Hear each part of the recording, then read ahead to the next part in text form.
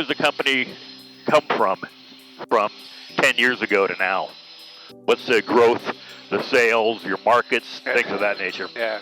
Well, the growth has been fairly steady, although, it's kind of mirrored the markets as a whole.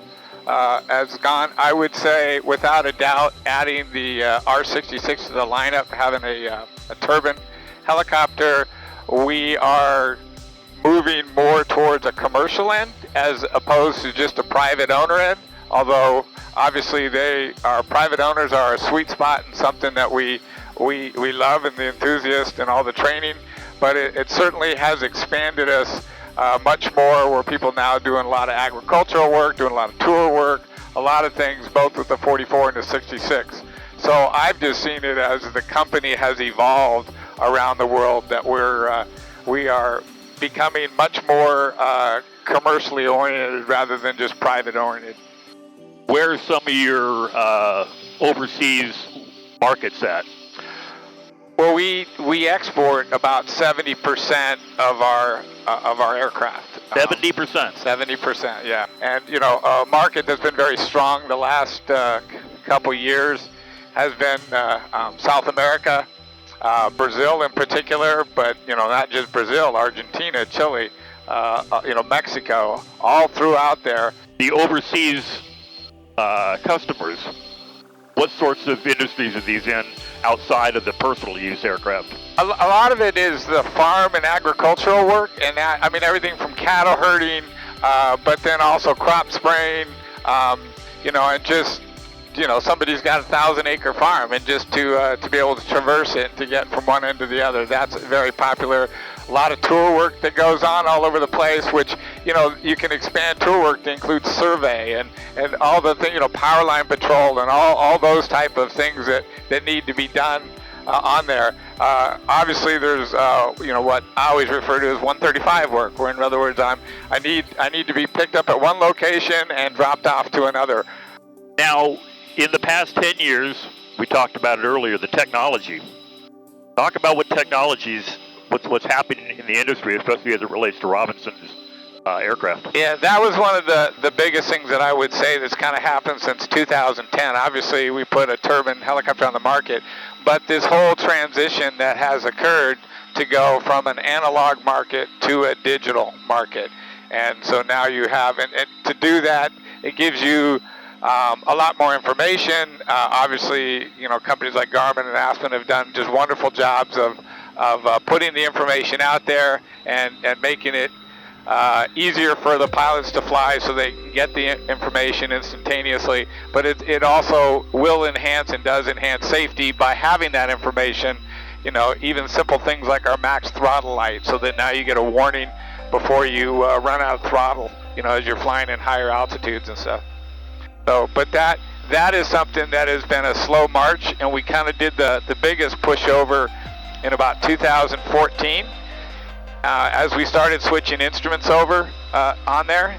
But it's really important that when a person gets in an aircraft and they don't, maybe they get in a 2018 aircraft, when they look at that airspeed indicator or the altimeter or the ARP, the tachometer, they shouldn't know whether or not that's an analog or a digital instrument.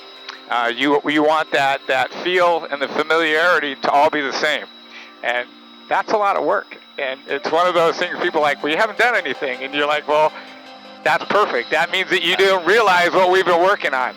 And we are doing that transformation as we go on and as we continue. But what that allows you to do now is now you have things like autopilot, SAS systems. And like I say, there's a wealth of information. So now instruments can talk to each other. You can have onboard computers that can give you that information and make certain that everything is proper for you.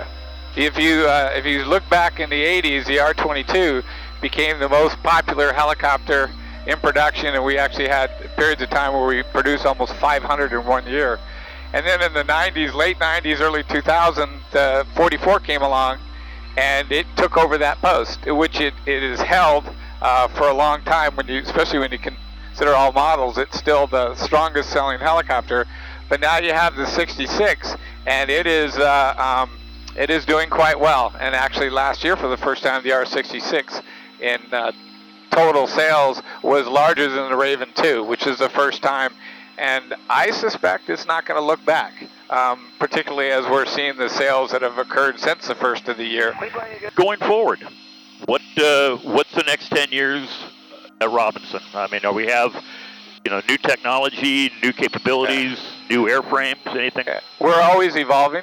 We're always looking for what needs to happen, and I like the word evolve rather than dramatic changes or anything, because we want to keep improving the products that we have. As I was talking earlier, switching from analog to digital, and obviously that allows us to keep adding avionics and other equipment.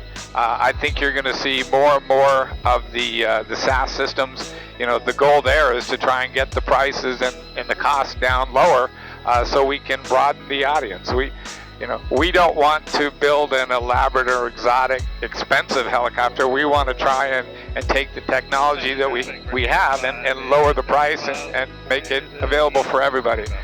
So we have a lot of work along those categories. What is your opinion, your view of this electric eVTOL type transportation, and how it's being integrated into the helicopter industry? Back in 2016, I was invited to an eVTOL conference, and I was told at that time that within 3 or 4 years, we would not be selling any more helicopters, that it's going to be all eVTOL and that we need to switch. We evaluated it very seriously and looked at it, and I would absolutely agree that there's been stunning advancements in battery technology and things going along. But we also concluded that the helicopter and the fact that it's operating at max, pretty much max RPM, max throttle, it uses a tremendous amount of energy, and that really we just didn't think it was there yet. And we've talked to all the experts and everybody on where it's going, and I still think even today, now as you fast forward, 6 years, that we're still a ways out. But when it occurs, we're more than happy, and you've seen, obviously you've been down to Tier 1 and some of these other industries where they have been able to put a battery in a helicopter, and we're more than willing to do that when the time comes. We just think it's a little bit a ways off. So in the meantime, what we're focusing on is autopilot SAS systems, trying to make the aircraft simpler to operate, and the things that'll be useful, whether or not, whatever kind of power plant you choose to put in the aircraft. Supply chain, how has that impacted, between COVID and then here we see the not so much anymore, but the lineup of freighters offshore. What's the supply chain done to Robinson Helicopters and your ability to move aircraft? It's obviously been challenging. I think it's challenging for everybody as it goes on, but it's not something that we haven't dealt with before. We actually tend to carry higher inventories, so the irony or the ironic thing was the first couple years of COVID, we really weren't that impacted, but then as vendors started missing delivery dates, as you started having issues there, it became this last year or so, we've really felt it on there. So go forward from here, what are the challenges for Robinson Helicopters and maybe for the industry as a whole? Well, I mean, growth itself right now is very strong, and I just see that for the next 3 to 5 years. I think there's a tremendous opportunity all over the world. How large is the global Robinson fleet now? We're over 13,000, and I'm not sure when we're going to hit 14, but we're not that far off. Aircraft that are flying, and one of the amazing things about our products, we have R-22s that were we built in the 80s, and they're still flying, and as long as you overhaul them and take proper maintenance, you can maintain them. Like Robinson TV here. Yeah, isn't it? I mean, it is actually really nice to be talking to you on this while we're flying, because this is what it's all about. It's not about sitting behind the desk and you think about these moments when you're down on the ground, but when you're actually up there and you're enjoying the uniqueness of a helicopter and what it can do. It is phenomenal on there. Now, do you ever take the opportunity to just go fly just to enjoy it? You know, take your kids flying, or just to go enjoy the aircraft? That's what I've been doing for the last month. And actually, I took my daughter and I went, I don't know, 2 weekends ago, and flew all around LA and things. In flying, to me, the most fun is when you do cross country.